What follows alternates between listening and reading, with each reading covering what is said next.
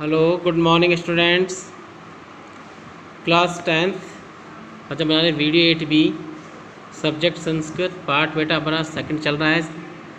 इससे पिछले वीडियो में मैंने आपको इसके कुछ क्वेश्चन अभ्यास प्रश्न जो थे वो और व्याकरण प्रश्नों का फर्स्ट क्वेश्चन मैंने आपको पिछले वीडियो में कराया था। तो आज हम इस वीडियो में उससे आगे शुरू करेंगे और इस पार्ट के सभी जो व्याकरण प्रश्न हैं उनको कंप्लीट करेंगे।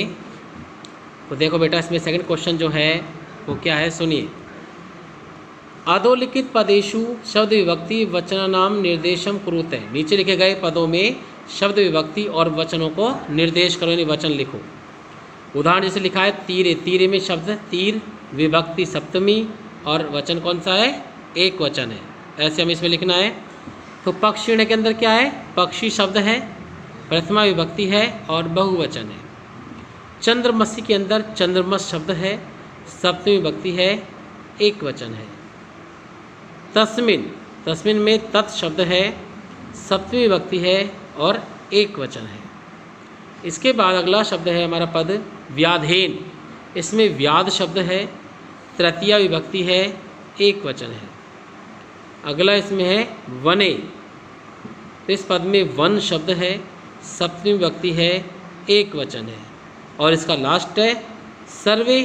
इसमें सर्व शब्द है, प्रथमा विभक्ति है जो पुल्लिंग में आता है और बहुवचन है। तो ये सेकंड जो क्वेश्चन है ये आपको करना है HW कॉपी में, ठीक है बेटा। इसके बाद थर्ड क्वेश्चन की बात करते हैं हम कि निम्नलिखित शब्दों में संधि का नाम निर्देश सहित संधि विच्छेद प्रदर्शित करो। मतलब इसमें संधि विच्छेद भी करना है और संधि का नाम भी बताना है। तो देखिए, पहला है कुतत्र। कुतो अत्र के अंदर कुत है प्लस अत्र, यानी इसे विसर्ग आ रहा है और बाद में ए आ रहा है। तो यहाँ ये विसर्ग संधि का भाग है, ठीक है बेटा। विसर्ग आने के कारण यह विसर्ग संधि का भाग है। और इसका जो मूल संधि का जो नाम है जो हम इसमें लिख सकते हैं वो आएगा उत्व संधि। कौन संधि आएगा बेटा,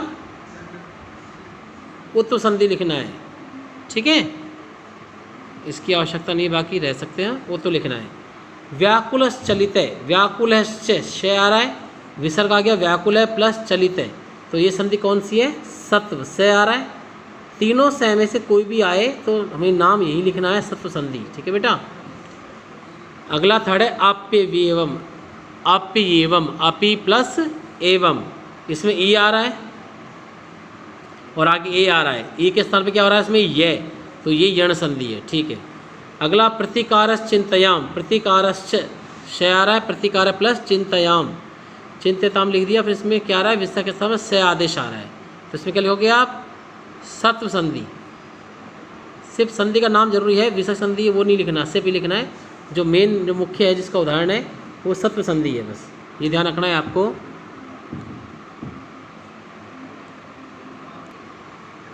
हाँ जी बेटा, तो मैं सत्व लिख देंगे इसका।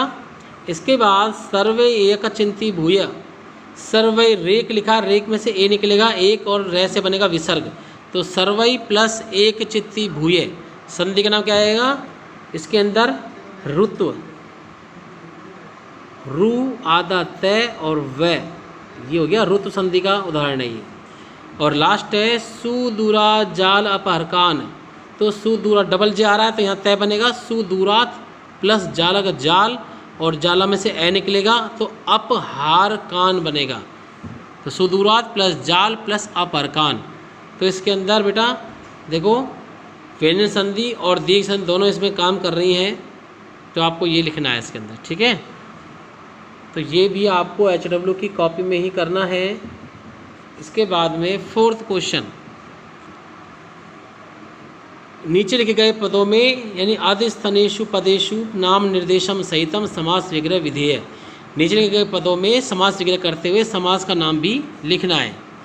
तो उदाहरण दिया जैसे गोदावरी तीरे, तो गोदावरी के किनारे पर, ये इसका हिंदी अर्थ है। गोदावरी के, तो गोदावरी षष्ठी लगाएंगे गोदावरिया, और किनारे पर तीरे, विभक्ति हो गई षष्ठी तत्पुरुष समास। पूरा लिखना है, समास भी डालना है आपको साथ में बेटा। दूसरा, अब यहाँ शुरू करते हैं अनिष्ट दर्शनम। तो अनिष्टम च तत् दर्शनम, वह दर्शन जो अनिष्ट है, बुरा है, तो ये हो गया कर्मधारय समास। दूसरा इसका अनभिमतम, जो मत उचित ना हो, जो विचार उचित ना हो, तो न अभिमतम, ये नए तत्पुरुष समास हो गया। परिवार, सपरिवार है तो इसमें परिवारेण सहितम लिखना है, बस ये नहीं लिखना है, सिर्फ इतना लिखना है परिवारेण सहितम। और समास के नाम में लिखना है आपको अव्ययभाव समास। क्यों? क्योंकि जो स है वो है अव्यय है, तो जहाँ अव्यय होता है वहाँ अव्ययभाव समास होता है। निर्जनम, इसे भी निरव्यय आ रहा है, तो जना नाम अभाव है, ये नहीं लिखना है, सिर्फ ये लिखना है जना नाम अभाव है, यानी व्यक्ति का अभाव, इसमें भी अभाव आ रहा है यानी निर आ रहा है, तो ये अव्यय है, इसलिए इसमें भी क्या होगा अव्यय भाव समास बनेगा इसका भी। ठीक है बेटा, ध्यान रहे, जो अंडरलाइन कर रहा हूँ वो लिखना है। मत दंतिन, मदमस्त हाथी, तो मस्त मदमस्त है जो हाथी, तो मत्ता चैते दंतिन है, तो ये कर्मधारय समास हो गया। और लास्ट अविचारितम, बिना विचारे न विचारितम, अर्थात न तत्पुरुष समास। तो ये भी आपको HW की कॉपी में ही लिखना है बेटा। इसके बाद इसका अगला क्वेश्चन है 5वां कि निम्नलिखित शब्दों में प्रकृति प्रत्यय की विवेचना करो, मतलब प्रकृति प्रत्यय को हमें अलग अलग करना है। जैसे उदाहरण दिया प्रबुद्ध है, तो प्र प्लस बुद्ध प्लस कत, इसे प्र तो उपसर्ग है, बुद्ध धातु है और कत प्रत्यय है। तो जातम में जन प्लस कत बनता है, ये कत आप ऐसे लिख सकते हो, और चाहे तो आप आधा कै और तय पूरा लिखकर ऐसे भी लिख सकते हो। इन तो चाहे ये लिख लेना, चाहे ये लिख लो, तो जन प्लस कत। दूसरा विक्रिय में वी प्लस क्री प्लस कत प्रत्यय, यहाँ कत प्रत्यय न होकर बेटा क्या होगा, आपको करना है इसके अंदर ल्यप प्रत्यय, आधा लय ये और पे हलन, ठीक है। और इसमें क्रिय कै के नीचे री आ रहा है, तो वी प्लस क्री प्लस ल्यप बनेगा। प्रच्छन्न प्र प्लस छद प्लस कत, ठीक है। ईर्षि के अंदर ईर्षा प्लस इनी, इनी कोई प्रत्यय नहीं होता, इसको कहते हैं हम निर्णी प्रत्यय कहते हैं। ध्यान रखना बेटा, आपको जब भी इनी लिखा है तो समझ लीजिए ना, उसका मतलब निर्णी प्रत्यय है ये, ठीक है बेटा, ध्यान रहे। ऐसे गृणी में घृणा प्लस निर्णी। तो इस प्रकार ये क्वेश्चन भी कंप्लीट हो गया। इस क्वेश्चन को भी आपको HW की कॉपी में ही करना है, ठीक है बेटा। और ये जो कार्य कर रहे हैं ये सारे याद भी करने हैं आपको। हाँ बेटा, आगे देखो, इसी पार्ट में अगला क्वेश्चन छठा जो है वो लिखा है निम्नलिखित पदों के प्रयोग को अपने वाक्य में लिखो, यानी इनका संस्कृत के जो शब्द हैं इनसे एक वाक्य बनाना है हमें। जैसे दिया रात्रौ, रात में, तो बालकः रात्रौ पठन्ति, की बालक रात में पढ़ते हैं, तो हमें इसका एक वाक्य बनाना है और उस वाक्य में इस शब्द को लिखना है, इसका प्रयोग वाक्य प्रयोग करना है। इसे हम स्वचरित वाक्य या स्व रचित वाक्य भी कह सकते हो बेटा। पहला है वायस, है वायस का अर्थ क्या था, कोआ, तो वायस है व्याधम अपश्यत, कोए ने शिकारी को देखा। चित्तग्रीव, ये नाम है कबूतर राजा का, चित्तग्रीव है कपोतान अवबोधियत, कि चित्तग्रीव ने कबूतरों को समझाया। व्याध है शिकारी, व्याध है जालम विस्तीर्य प्रच्छन्न स्थित है, कि शिकारी जाल को फैलाकर छिपकर बैठ गया। असंतुष्ट है, यानी संतुष्ट नहीं होना। असंतुष्ट है जन दुखी भवती, यानी असंतुष्ट व्यक्ति, जिसको संतुष्टि नहीं होती वो व्यक्ति हमेशा दुखी होता है। प्रतिकार है, प्रति मतलब होता है उपाय। आगते विपत्तौ प्रतिकार चिंतिये, यानी आने वाले संकट का उपाय सोच लेना चाहिए। और लास्ट है पक्षिणे, यानी सभी पक्षी, पक्षिणे गगने उड्डयन्ते, यानी सभी पक्षी आकाश में उड़ रहे हैं।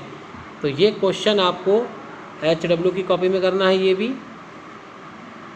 अब इसके बाद लास्ट क्वेश्चन है ये इस पाठ का, देखें आप सभी बेटा। इस पर लिखा कि उचित विभक्ति सम्यक विभक्ति संयोज्य कोष्ठगतेन पदेन रिक्तस्थानम पूर्यत, कि उचित विभक्ति को जोड़कर कोष्ठक में दिए गए पद के द्वारा रिक्तस्थान पूर्ति करो।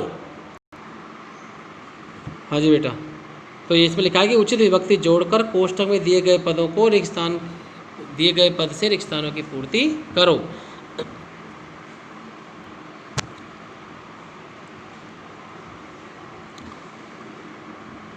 हाँ बेटा देखो, तो इसमें यहाँ ब्रैकेट में लिखा है पक्षी, तो पक्षी से क्या बनाया, देखो वाक्य बनाया उन्होंने, शालमली तरो पक्षिणे निवसंती, इसमें कि शालमली के पेड़ पर सभी पक्षी निवास करते थे।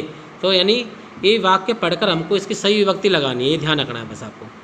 अवसन्नयाम, बीतने पर, वायु से प्रबुद्ध कोआ जाग गया, किसके इतने पर रात्रि लिखा हुआ है तो क्या बनेगा इसमें रात्रौ बन जाएगा।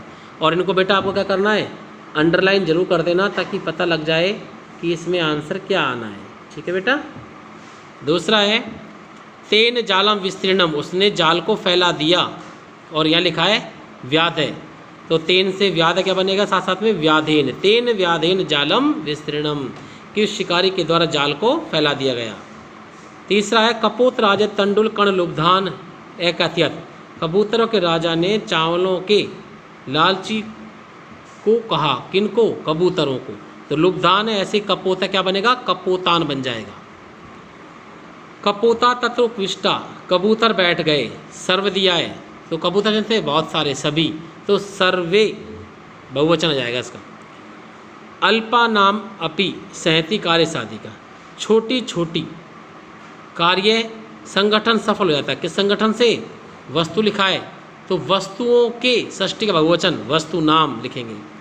और लास्ट है से व्यादय जाल अपहरकान अवलोक्य पश्चात धावन है करो, उस शिकारी ने जाल ले जाने वालों को देखकर उसका पीछा किया, तद तो तद से उनका, यानी कबूतर वाले मारा है तो उनको तान, क्या बनेगा, तान, तो ये तान इसमें भरेंगे और इसको अंडरलाइन कर देंगे तान को। ठीक है बेटा।